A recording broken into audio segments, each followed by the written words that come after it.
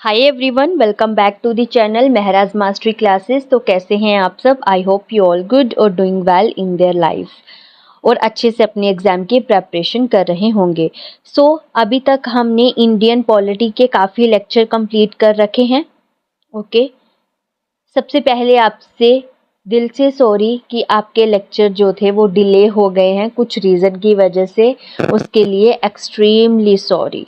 Okay, आपसे आपके lecture जो हैं रेगुलर चलेंगे।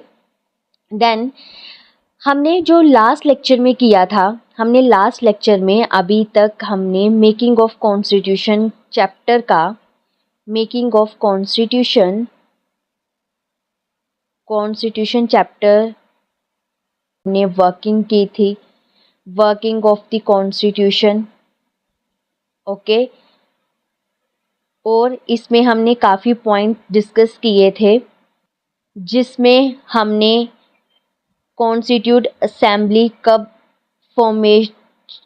कॉन्स्टिट्यूट असेंबली की कब फॉर्मेशन हुई थी उसके बारे में पढ़ा, कितनी मीटिंग्स हुई थी उसके बारे में पढ़ा।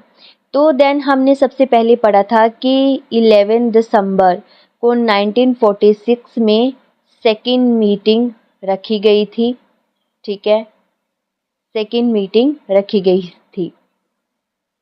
और अगर बात करें हम फर्स्ट मीटिंग की, तो फर्स्ट मीटिंग जो थी वो 9 दिसंबर 1946 में हुई थी। ओके, जिसमें 296 सीट्स थी और 211 ने अटेंड की थी। ओके, और मुस्लिम लीग ने इसको बायकॉट कर दिया था। क्या कर दिया था? बायकॉट कर दिया था। ओके, देन हमने पढ़ा था कि टेम्परेरी प्रेसिडेंट कौन थे। तो टेम्परेरी प्रेसिडेंट थे डॉक्टर सच्चिदानंद सिन्हा जी। ओके, और देन हम बात करें परमानेंट की, परमानेंट प्रेसिडेंट कौन बने थे? तो परमानेंट प्रेसिडेंट बने थे हमारे डॉक्टर राजेंद्र प्रसाद। ओके, और ये सबसे पहले कॉन्स्टिट्यूट असेंबली के प्रेसिडेंट बने थे। देन इनको ही आगे चलकर इंडिपेंडेंट इंडिया का प्रेसिडेंट बना दिया गया था। ओके, देन 9 दिसंबर के बारे में पढ़ा कि फर्स्ट मीटिंग हुई थी। 11 दिसंबर के बारे में पढ़ा कि सेकेंड मीटिंग हुई थी। 13 दिसंबर को हमने पढ़ा कि नेहरू जी ने ऑब्जेक्टिव रेजोल्यूशन को क्या किया था? अडॉप्ट किया था। ओके, पेश किया, ऑब्जेक्टिव रेजोल्यूशन को इंट्रोड्यूस किया था। देन 22 जनवरी को ऑब्जेक्टिव रेजोल्यूशन को अडॉप्ट कर लिया गया। ओके, इस तरह के हमने काफ़ी पॉइंट पढ़े थे। देन हम चलते हैं आगे हमारे आज के टॉपिक पर, जो है हमारा कॉन्स्टिट्यूट असेंबली के लिए कमेटीज़ कौन कौन सी बिठाई थी। ओके, आई होप आपने पिछले लेक्चर ज़रूर देखे होंगे, अगर देखे नहीं हैं तो देख लीजिए, तभी आपको एक कनेक्शन बनता समझ आएगा।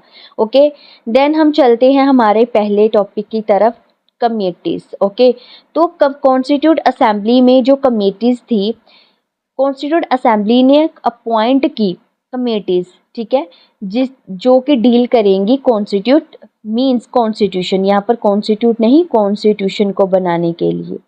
ओके, यहाँ पर हमने देखे कि हम 8 मेजर और 13 माइनर कमेटीज़ थी। ओके, आपको इनको रटना नहीं है, सिर्फ समझते चलना है कमेटीज़ को, और मेजर जो आपकी कमेटीज़ होंगी इनको अच्छे से आपने देख लेना। ओके, देन सबसे पहले हम मेजर्स कमेटीज़ की बात करें तो मेजर्स कमेटीज़ में सबसे पहले जो जवाहरलाल नेहरू जी के पास कमेटी थी वो थी union power committee, union constitution committee, state committee. Okay, then बात करें ड्राफ्टिंग कमेटी की, तो ड्राफ्टिंग कमेटी किसके पास थी? Doctor BR Ambedkar. किसके पास का मतलब ये है कि इनका हेड कौन था? Okay, rules of procedure committee और स्टीयरिंग कमेटी ये डॉक्टर राजेंद्र प्रसाद इनके हेड थे। ओके, तो प्रोविंशियल कॉन्स्टिट्यूशन कमेटी और advisory committee on fundamental right minority and tribal and excluded areas, ये कमेटी थी सरदार पटेल जी के पास। अभी सरदार पटेल जी के पास सब कमेटीज भी थी, यानी कि advisory committee on fundamental right minority and tribal excluded area के नीचे भी सब कमेटी थी, उनको भी देख लेते हैं। तो फंडामेंटल राइट थी जेबी कृपलानी के पास, माइनॉरिटी से रिलेटेड कमेटी थी एचसी मुखर्जी के पास, north east frontier tribal area Assam excluded and partially excluded areas, इनकी कमेटी के हेड थे गोपीनाथ बरदोलाई। ठीक है, excluded and partially excluded areas ये कमेटी थी एवी ठक्कर के पास। Okay, then north west frontier tribal areas की एक कमेटी भी अलग से बनाई गई थी। देन हम माइनर कमेटीज की बात करें तो माइनर कमेटी डॉक्टर राजेंद्र के पास कौन कौन सी थी? Finance staff committee, ad hoc committee on national flag, credential committee, ये किस इनके हेड थे? Alladi Krishna Swami Ayyar. Okay, then house committee थे P Pattabhi Sitaramayya, order of business committee थी डॉक्टर के एम मुंशी के पास, committee on the function of constituent assembly ये थी जीवी मवलंकर साहिब जी के पास, ad hoc committee on supreme court ये थी एस वर्धाचारी के पास, जो कि इस असेंबली के मेंबर भी नहीं थे। ये पॉइंट आपने याद रखने हैं, क्वेश्चन पूछा जा सकता है कि जो एडहॉक कमेटी थी जो एस वर्धाचारी जिनके हेड थे, क्या वो असेंबली के मेंबर थे कि नहीं थे? ठीक है, committee on chief commissioner provinces P Pattabhi Sitaramayya. Okay, then expert committee on financial provision union constitution Nalini Ranjan Sarkar, ये भी असेंबली के मेंबर नहीं थे। लिंग्विस्टिक प्रोविंसेस कमीशन की बात करें तो एस के धर ये भी असेंबली के मेंबर नहीं थे। Special committee to examine draft constitution Jawaharlal Nehru, अभी ड्राफ्ट को कॉन्स्टिट्यूशन जो बना रहे थे उसके ड्राफ्ट की स्पेशल कमेटी को जवाहरलाल नेहरू जी देख रहे थे। Press gallery committee on citizenship S Varadachari जो कि असेंबली के मेंबर नहीं थे। ओके, देन बात करते हैं, ये बहुत इंपॉर्टेंट टॉपिक है ड्राफ्ट कमेटी, यहाँ से बहुत सारे क्वेश्चन पूछे जाते हैं ड्राफ्टिंग कमेटी से रिलेटेड, तो आपको इन सब को अच्छे से देखना है।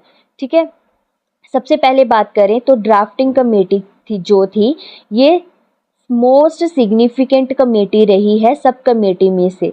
ओके, प्राइमरी फंक्शन इस कमेटी का क्या था? प्राइमरी फंक्शन था कि प्रिपेयर करना है कॉन्स्टिट्यूशन के ड्राफ्ट को। ओके, और इसकी फॉर्मेशन की बात करें तो 29 अगस्त 1947 को इसको क्या किया गया? इसकी फॉर्मेशन की गई थी। ओके, चेयरमैन कौन रहे इसके? डॉक्टर बी आर अम्बेडकर साहब। देन इसमें से इस कितने टोटल मेंबर थे इस कमेटी में? इस कमेटी में टोटल मेंबर थे 7। ओके, तो चलिए एक एक करके उनको समझ लेते हैं। जो चेयरमैन थे वो तो आपको सबको याद रहेंगे ही रहेंगे, doctor B R Ambedkar Sahib chairman थे। बाकी के जो मेंबर हैं इनमें से 2 मेंबर हैं, बाकी जो मेंबर हैं आपको इनको भी याद रखना है, बट मोस्ट इम्पॉर्टेंट आपको क्या याद रखना है? BL Mitter and Madhav Rao, DP Khaitan, TT Krishnamachari. ठीक है, अभी मैं इसको एक्सप्लेन करूंगी कि इनको आपने क्यों लर्न करना है। पहले इनके सबके नाम पढ़ लेते हैं। चेयरमैन तो आप सबको याद रहेगा ही, सबसे पहले पढ़ लेते हैं एन गोपाल स्वामी अयंगर, ये भी मेंबर थे। LID कृष्ण स्वामी अय्यर, KM मुंशी, सैयद मोहम्मद सहदुल्ला और BL मित्तल पहले इसके मेंबर थे, बट इनको रिप्लेस किया गया, मीन रिजाइन कर दिया इन्होंने क्योंकि इनकी हेल्थ सही नहीं थी। देन DP खैतन, क्योंकि ये इनकी डेथ हो गई थी तो इसके बाद TT कृष्णमाचारी को मेंबर बनाया गया। ओके, इसीलिए मैंने बोला कि आपको बाकी की याद अच्छे से रखो या ना रखो, बट इन दोनों को याद रखना और एक चेयरमैन को जरूर याद रखना। ओके, देन फंक्शन की बात करें कि फंक्शन क्या है इनके, तो फंक्शन की बात करें, सबसे पहले ड्राफ्टिंग जो कॉन्स्टिट्यूशन जो ड्राफ्ट किया गया उसके जो मेन आप इसको इनपुट्स कह सकते हो वो ऑब्जेक्टिव रिजोल्यूशन से भी लिए गए हैं। इनकॉर्पोरेटेड सजेशन, इन्होंने काफ़ी डिबेट्स करवाई हैं कॉन्स्टिट्यूट असेंबली में इस चीज़ पर, और इन्होंने इस आइडिया को रिफ्लेक्ट किया कि हमारे जो ड्राफ्ट है उसमें सोशल जस्टिस ज़रूर होना चाहिए, फंडामेंटल राइट्स होने चाहिए, फेडरलिज्म का कॉन्सेप्ट ज़रूर शो होना चाहिए, और डेमोक्रेसी जो वो भी ज़रूर श्योर होना चाहिए। ठीक है, हैंडल लीगल लैंग्वेज, और जो भी लीगल लैंग्वेज कानूनी लैंग्वेज हैं उनको प्रोटेक्ट करना है, उनको अपने कॉन्स्टिट्यूशन में लेके आना है। Making it suitable for enactment, की इनको इनेक्ट किया जा सके, और रिवॉर्ड दिया जा सके पब्लिक फीडबैक को, जो भी पब्लिक फीडबैक देगी उसको रिवॉर्ड मानकर कॉन्स्टिट्यूट असेंबली में उसको इम्प्लीमेंट किया जाए, डिस्कशन किया जाए। ओके, देन सबसे पहले जो ड्राफ्ट प्रिपेयर किया गया वो फरवरी 1948 में किया गया। देन 8 मंथ तक इस पर डिस्कशन की गई, कुछ अमेंडमेंट्स प्रपोज की गई, और जो भी इस ड्राफ्ट पर पब्लिक ने कमेंट्स दिए थे, क्रिटिसिज्म किया था, सुजेशन दिए थे, उनको उन्होंने डिस्कस किया, और वही चीज़ों को इम्प्लीमेंट करके उन्होंने सेकेंड ड्राफ्ट तैयार किया जो अक्टूबर 1948 में पेश किया गया। देन ड्राफ्टिंग कमेटी ने 6 महीने से कम टाइम लिया इस ड्राफ्ट को मीन्स प्रिपेयर करने के लिए, जो कि 141 डेज माना जाता है। ओके, देन हम बात करें ड्राफ्टिंग कमेटी में जो हमारे कॉन्स्टिट्यूशन को बनाने के लिए चीफ आर्किटेक्ट के नाम से जाने जाते हैं, वो है बी आर अम्बेडकर साहिब, और ये एक पाइवेटल रोल प्ले करते हैं। इनकी आइडियोलॉजिकल और पॉलिटिकल डिफरेंसेस को लेकर ये एक बहुत इम्पोर्टेंट रोल प्ले करते हैं। ये स्ट्रॉन्ग एडवोकेट रहे हैं सोशल जस्टिस के लिए, इनको फंडामेंटल राइट्स के लिए और माइनॉरिटी की प्रोटेक्शन के लिए स्ट्रॉन्ग एडवोकेट रहे हैं। देन हम बात करें की फैक्ट्स की, तो कॉन्स्टिट्यूशन को बनने के लिए 2 साल 11 महीने 18 दिन लगे थे। पहले ओरिजिनली इसके आर्टिकल 295 थे, अब प्रेजेंट 470 से प्लस आर्टिकल हो चुके हैं। देन टोटल स्केड्यूल की बात करें, या इसको शेड्यूल बोल सकते हो, तो ओरिजिनली 8 थे, अब 12 हो चुके हैं। और कॉन्स्टिट्यूशन को अडॉप्ट किया गया था 26 नवंबर को 1949 में, और कॉन्स्टिट्यूशन को एनफोर्स किया था जनवरी 26 में 1950 में। तो ये आपको छोटे छोटे से पॉइंट्स हैं जो वन लाइन में एग्जाम में पूछे जाते हैं। ठीक है, तो यस, आज का टॉपिक हमारा इतना ही। मिलते हैं हमारे नेक्स्ट लेक्चर में। अगर आपको इस लेक्चर की पीडीएफ चाहिए तो आप टेलीग्राम चैनल ज्वाइन कर सकते हैं। लेक्चर अच्छा लगा हो तो लाइक करें, शेयर करें और सब्सक्राइब करें मेहराज मास्टरी क्लासेस। सो मिलते हैं नेक्स्ट लेक्चर में। बाय एवरीवन, जय हिंद।